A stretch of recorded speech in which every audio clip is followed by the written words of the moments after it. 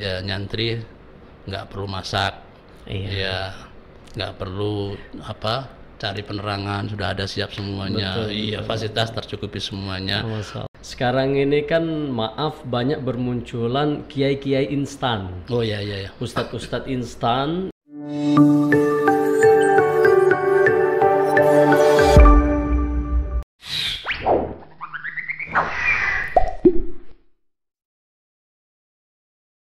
Assalamualaikum warahmatullahi wabarakatuh. Alhamdulillah, assalatu wassalamu ala rasulillah Sayyidina wa maulana Muhammad ibn Abdullah wa mawalah, amma ba'du.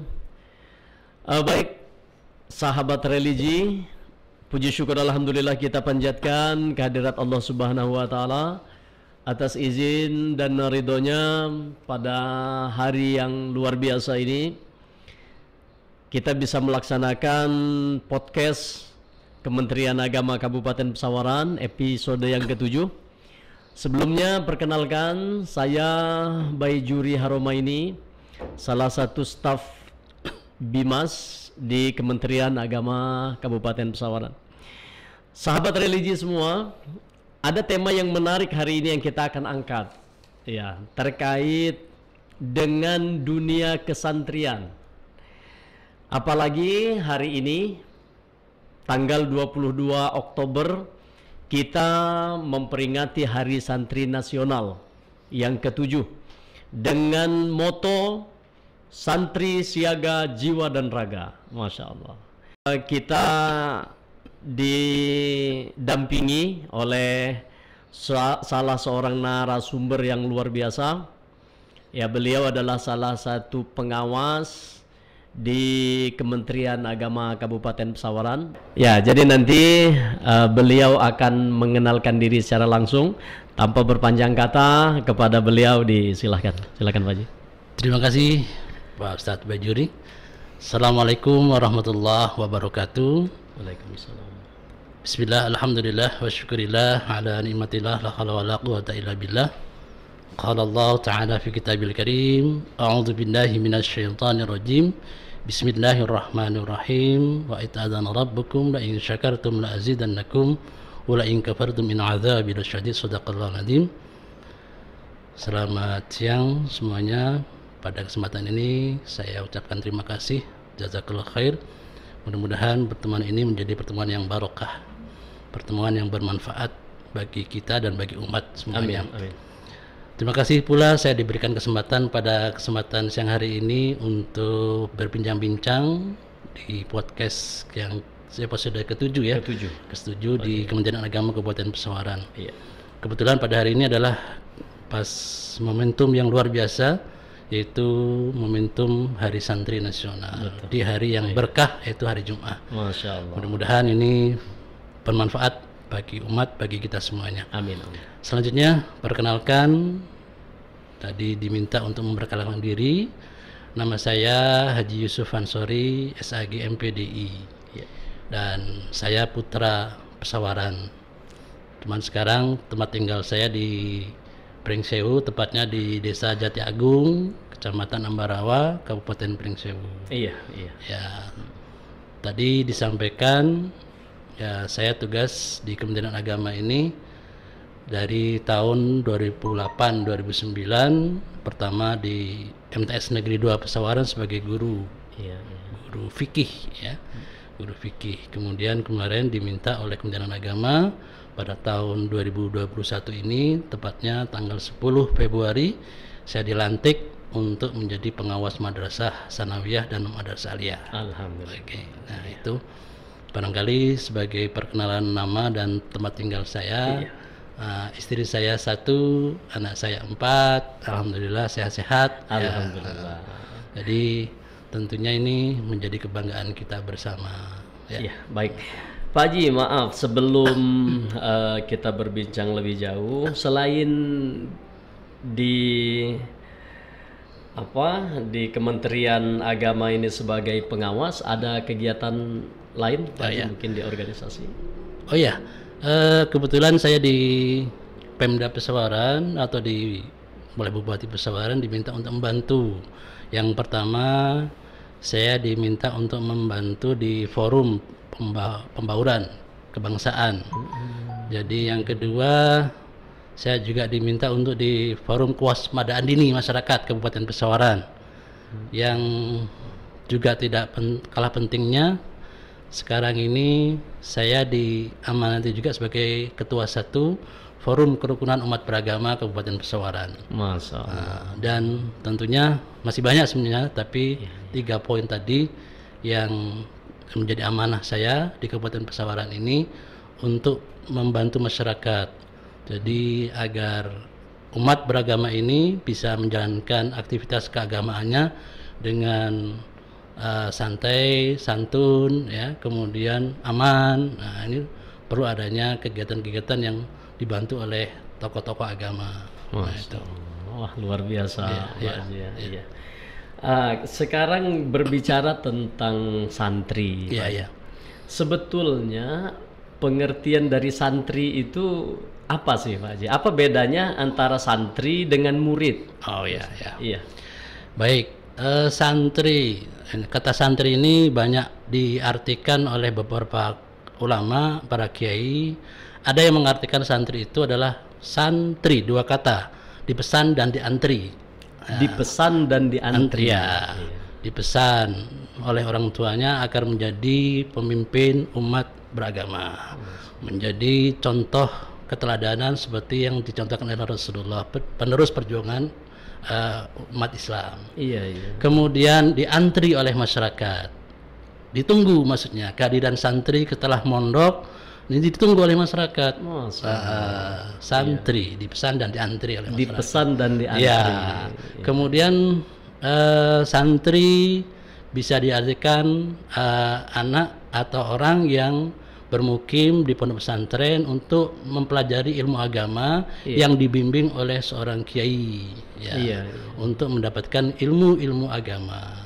Nah, itu tentunya ini banyak ya sekarang ini, apalagi pesantren-pesantren yang membimbing anaknya dengan berbagai macam karakter pendidikan pesantren. Ada yang modern, ada yang salafiyah, ada yang semi, dan campuran antara salafiyah dan modern. Ini dalam rangka untuk menciptakan generasi Islam, generasi Muslim yang tangguh tentunya ke depannya. Nah, itu santri. Ada lagi pengertian santri secara harfiah. Ini saya ambil dari beberapa rujukan. Santri itu dari kata sin, ya, nun, ta, ro, dan ya, santri. Masing-masing punya makna. Makna yang pertama adalah sin. Ya, sin, sa'alaka ilal akhirah. Ilal akhirah. Santri itu harus menuju pada jalan akhirat. Orientasinya, walaupun toh hidup di dunia, orientasinya kehidupannya akhirat, artinya menguntungkan akhiratnya, bukan hanya dunia ansih. Nah, ini santri. Kemudian nunnya, naibu adil masyayikh, ya, itu santri itu adalah generasi para ulama. Ya, tadi saya katakan bahwa setelah digembleng di pesantren, ini ditunggu oleh masyarakat untuk menjadi penerus, pengembang agama. Itu naibu adil masyayikh, penerus atau sebagai pengganti regenerasi para ulama. Nah, itu harus sebagai seorang santri, dan ini sudah disiapkan oleh para kiai-kiainya pasti, ya. Kemudian yang ketiga, santri tariku adil ma'asi. Jadi santri itu harus mampu meninggalkan diri dari perbuatan maksiat. Meninggalkan. Kalau udah labelnya santri, ya tinggalkan maksiat-maksiat. Maksiat jasadiyah maupun maksiat ruhiyahnya. Jadi itu harus ditinggalkan. Kemudian raghibu fil khairat. Jadi santri itu harus senang dalam hal kebaikan-kebaikan. Kalau ada santri yang tidak senang kepada kebaikan, tentunya tanda tanya besar, kemana dia nyantri di situ. Betul. Jadi kebaikan-kebaikan itu, kebaikan di masyarakat, kebaikan di dunia pendidikan, kebaikan yang ada di pesantrennya, barangkali pengabdian kita di masyarakat, ini harus suka kepada kebaikan-kebaikan yang menuju kepada ridha Allah Subhanahu wa taala, ya. Kemudian yang terakhir, ya-nya adalah yarjus salamah fid din wad dunya wal akhirah. Jadi santri itu harus selalu mengharap keselamatan di dalam agama, keselamatan di dunia dan keselamatan di akhirat. Jadi harapannya itu ya kita selalu berdoa, Rabbana atina fid dunya hasanah wa fil akhirati hasanah wa qina adzabannar. Selamat dunia, selamat agama juga. Betul. Nah, betul itu santri. Jadi identitas santri itu jelas ya tadi saya simpulkan bahwa santri itu harus ya menuju kepada jalan akhirat. Kegiatan-kegiatannya orientasinya pada akhirat. Kemudian kedua sebagai pengganti para ulama ya tentunya ilmu-ilmunya melanjutkan estafet. Betul, melanjutkan estafet perjuangan para ulama. Ya ulama kita kan sudah banyak yang kembali kepada Allah. Nah, penerusnya adalah para santri itu. Nah, kemudian kalau memilih pengganti para pejabat gampang ya. Tapi kalau memilih pengganti para ulama ini, nah ini kan butuh waktu yang panjang. Harus santri dulu. Prosesnya harus santri dulu, nggak bisa ya secara spontanitas.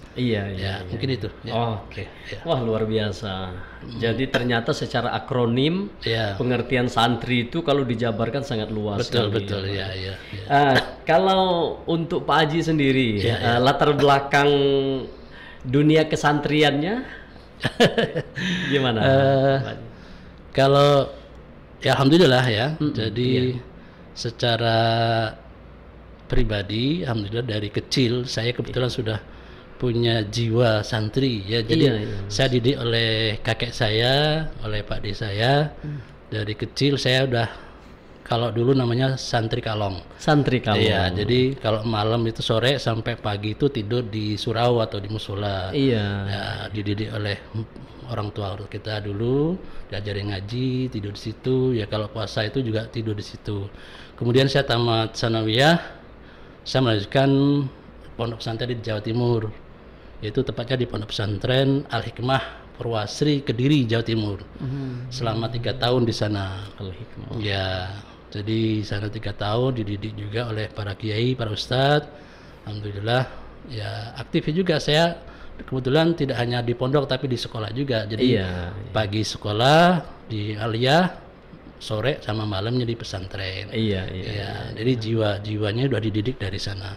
Kemudian dari situ saya melanjutkan di perguruan tinggi yang di Lirboyo. Di Lirboyo. Ya, di Kediri juga. Di Lirboyo tidak lama saya sampai selesai tahun 90 sampai 95. Kemudian saya juga masih mondok lagi. Ya saya di Lirboyo saya nggak lama, cuma 2 tahun, tapi saya mondok lagi, pindah pondok ya di pondok pesantren Al Islah Kediri juga. Kediri juga. Disitulah tahun 95 saya selesai ya dari mondok di sana. Tapi saya kemudian tinggalnya setelah mondok itu juga di pondok. Dari pondok ke pondok, bukan di rumah. Saya setelah itu ngabdi di pondok pesantren Darul Ma'arif Tigeneneng. Darul Ma'arif.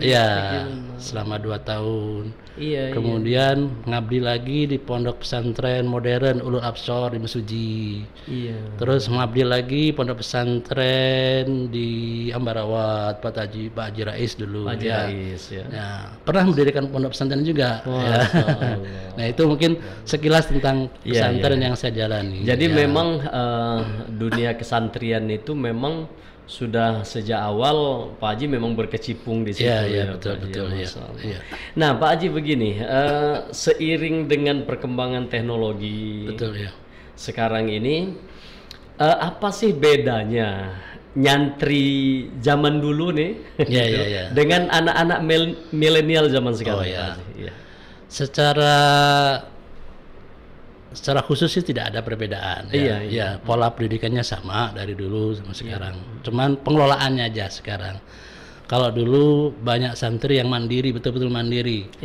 Masak sendiri, cari uang sendiri, cari guru, cuci baju sendiri. Betul-betul mandiri. Betul. Kalau sekarang kalau sekarang itu anak mau mondok itu dicari dulu. Satu pondoknya harus bagus. Betul, harus bagus. Kemudian yang kedua nanti fasilitasnya lengkap. Bahkan bila perlu ber-AC. Kalau dulu mah tidurnya di ngapar tanpa tikar, tanpa kasur dulu kan. Bantalnya pun bantal yang dari kayu kan dulu ya. Iya, Ya, masak sendiri, cari sendiri. Ya itu memang dulu bedanya cuman itu. Kalau pelajarannya sama aja. Iya. Ya nggak ada bedanya pondok dulu. Nah sekarang sama aja dalam hal pengelolaan pendidikannya. Tapi dalam hal kemandiriannya memang sudah agak beda. Itu memang zaman anak-anak sekarang ini ya butuh proses yang cepat ya.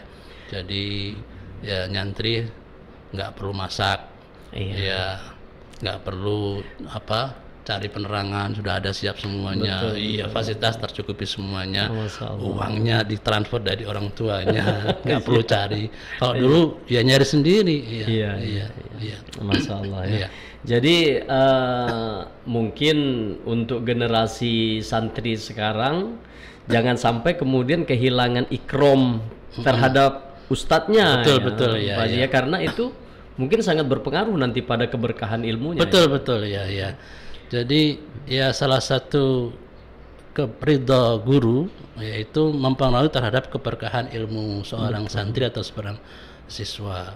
Jadi kita tetap ya kita diajarkan dulu di pondok pesantren di kitab Ta'limut Ta'lim yaitu kalau ingin berkah ilmunya ya hormati gurunya, hormati kiainya. Sampai sekarang pun saya sebagai santri kemarin ada kunjungan Kiai Daliril Boyo, ya saya tetap takzim sama Kiai saya, tetap sungkem, nggak berani saya. Ya. Jadi melihat secara langsung ke depan pasti nggak berani, pasti nunduk kita. Itu takzim ikram kepada seorang Kiai, keluarganya Kiai. Ya. Jadi itu salah satu ingin mendapatkan keberkahan ilmu. Ya. Nah ini kalau tidak di pesantren tidak tahu bagaimana cara ilmu itu berkah. Ya berkah itu apa? Berkah itu adalah sesuatu yang menambahkan kemanfaatan, menambah kemanfaatan buah ilmu yang diberikan oleh guru. Kadang banyak sih sekarang ini ilmunya banyak, tapi tidak bisa dimanfaatkan oleh dirinya dan di masyarakatnya, tidak diterima istilahnya. Berarti apa? Istilah kalau kita bahasa santrinya kurang berkah. Iya, kurang berkah. Pinter tapi enggak berkah, tidak dipakai oleh masyarakat. Apalagi mungkin begini Pak Haji, fenomena yang ada gitu ya. Sekarang ini kan maaf banyak bermunculan kiai-kiai instan. Iya. Ustadz-ustadz instan yang dia belajar dari media sosial, mungkin tahu 1-2 dalil tanpa sanad yang jelas gitu. Kemudian dia berani mengklaim, berani menyalahkan, berani mengharamkan dan mengkafirkan. Nah, menurut Pak Haji itu bagaimana fenomena yang seperti itu? Sekarang tidak bisa tidak, ya memang zaman teknologi ya.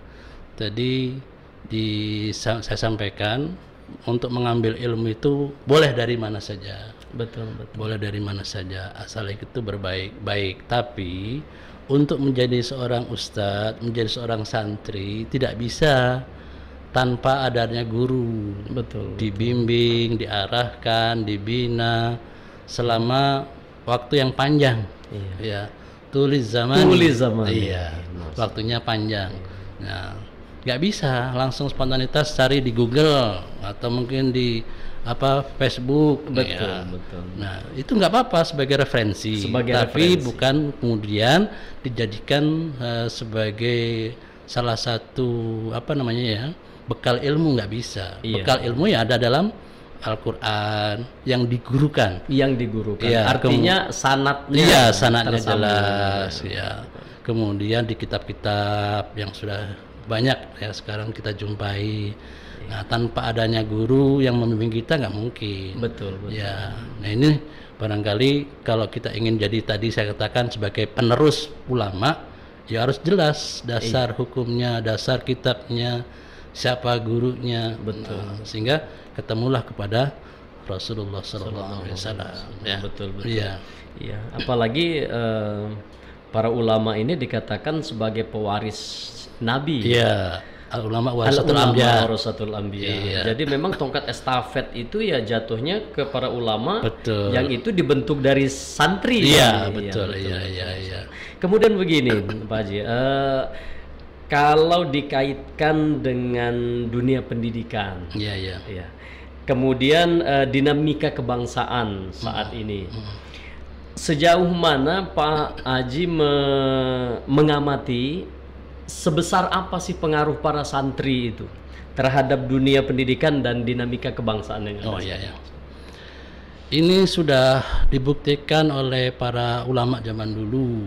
Jadi nilai-nilai kebangsaan itu seperti yang dilakukan oleh Mbah Yai Hasyim Asy'ari. Betul, betul. Itu ketika melawan Belanda dulu sudah bukti bahwa itu hubul waton minal iman. Ya. Kemudian sampai sekarang ini para santri tetap mempertahankan itu.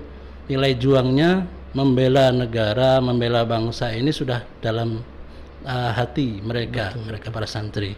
Jadi ya kalau seorang santri ini sudah terdidik oleh kiai, kemudian dijiwai oleh rasa perjuangan, otomatis ya seperti saya lah. Saya katakan ya saya dulu dididik oleh guru-guru saya, oleh para kiai saya melalui organisasi. Ya sekarang ketika tanpa diminta pun sudah pasti kita terlibat dalam mengisi bangsa ini lebih baik. Betul, ya, betul. Jadi tentunya kita sebagai seorang santri, sebagai seorang yang dibesarkan oleh ulama, ya ngikutin apa yang telah dilakukan oleh para ulama terdahulu. Betul. Ya, karena itu wasiat, ya wasiatnya Nabi, wasiatnya ulama. Nah kita sebagai penerusnya ya harus memperjuangkan bagaimana bangsa kita ini tidak runtuh dari kebobrokan akhlak, kebobrokan moral. Makanya peran-peran kita inilah para santri itu harus memberikan keteladanan, keteladanan bagi umat, bagi masyarakat. Jangan sampai label santri itu dicap tidak baik. Betul. Ya, maka tadi saya katakan dari awal ya harus menjadi contoh ya keteladanan penerus para ulama. Nah itu. Iya. Bahkan para tokoh-tokoh bangsa kita, ya betul, itu banyak dilatar belakangi dari dunia kesantrian. Betul ya. Bahkan sampai wakil presiden kita Pak Ma'ruf Amin juga dari pesantren. Basic beliau. Iya, para menteri-menteri itu banyak dari pesantren. Betul. Ya, ada kawan-kawan saya yang jadi menteri dulu. Ya, Pak Muhaimin itu menteri dari pesantren. Iya. Pak Yakut juga dari pesantren, menteri agama kita ini ya. Kemudian banyaklah menteri-menteri, para jenderal juga banyak yang dari pesantren, yang hafal Quran juga banyak. Beda loh, ya kalau kita punya basic agama dengan latar belakang akidah yang kuat, ketika menghadapi seperti itu, maka akan beda dengan yang tidak punya basic. Betul. Ada rasa takutnya kepada Allah itu besar. Jadi ya makanya sekarang ini Polri juga mencari ya bibit-bibit kepolisian itu dari yang hafal Al-Quran, ya kan?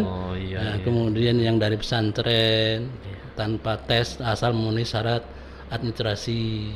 Nah itu kan, makanya itu dicari. Setelah dibedakan, oh ternyata santri itu ya punya kemampuan lebih. Selain akidahnya kuat, ya akhlaknya baik. Nah tentunya punya kapasitas yang luar biasa juga. Ini makanya sekarang banyak dicari, termasuk perguruan-perguruan tinggi ini banyak yang mencari sekarang. Ya bibit-bibit santri ketika hafal Quran bebas. Ya kan? Makanya ini sudah dibuktikan. Akhir-akhir zaman sekarang ini memang harus tetap pertahankan jiwa kesantrian itu. Betul. Iya. Apalagi mungkin untuk membentengi diri dari moralitas. Betul ya. Pak Haji ya mohon maaf, generasi muda kita saat ini kan yang begitu akrab dengan media sosial sehingga apapun bisa diakses. Yang satu-satunya cara untuk membentengi itu mungkin dengan moral yang baik. Betul ya. Dengan ruhiyahnya yang sudah tergembleng ya dari dulu, akidah yang kuat, akhlak yang kuat, dengan pendidikan latar belakang tadi oleh kiainya diberikan nasihat-nasihat ini sebagai benteng. Nah kemudian apalagi sekarang tantangannya semakin berat ya, tantangan teknologi, tantangan sosial, ekonomi dan seterusnya. Ini kalau jiwanya nggak kuat ya ini akan gampang terombang-ambing, gampang tergoda. Iya, makanya ya alhamdulillah kalau kita punya anak-anak di pesantren atau di madrasah. Ini kalau dulu kan madrasah ini kayaknya pandangannya ya sebelah mata. ya kan? Iya, sebagai apa, sekolah marginal. Iya, betul, iya. Tetapi sekarang alhamdulillah semakin bisa bersaing. Betul, ya. Sekarang diakui madrasah lebih, bahkan kita udah punya mutu ya. Betul. Lebih baik madrasah, madrasah lebih baik madrasah yang pertama kan. Kemudian madrasah hebat bermartabat. Sekarang ini madrasah mandiri berprestasi ya. Jadi tentunya ya kita bangga lah dengan madrasah, dengan pesantren. Ini sudah sangat dibutuhkan oleh masyarakat. Nah, jadi sudah tidak dipandang sudah menjadi prioritas. Betul ya. Jadi disitulah pendidikan kafah ya, pendidikan seutuhnya, jiwa dan raganya. Di situ dibentuk oleh para ustadz, para pendidik, para kiai. Nah ini betul-betul memang diharapkan generasi yang akan datang itulah ya. Generasi yang beriptek dan berintak. Betul. Jadi mempunyai ilmu pengetahuan teknologi yang tinggi, tetapi didasari dengan iman dan takwa yang kuat. Betul. Ya Pak Haji, bagaimana peran dari santri ini yang diharapkan di tengah-tengah masyarakat? Oke, ya. Baik sekali pertanyaannya. Ini saya teringat nasihat kiai saya di Lirboyo dan sering disampaikan kemarin ketika silaturahmi ke Lampung juga menyampaikan itu juga, bahwa kiai saya yang namanya Kiai Haji Abdul Aziz Mansur dari Lirboyo itu menyampaikan, jadilah santri itu seperti paku. Seperti paku? Iya, seperti paku. Tahu paku? Iya. Nah, paku itu sifatnya kan satu, tajam. Yang kedua, tahan pukul. Kemudian yang ketiga, mampu memposisikan dirinya.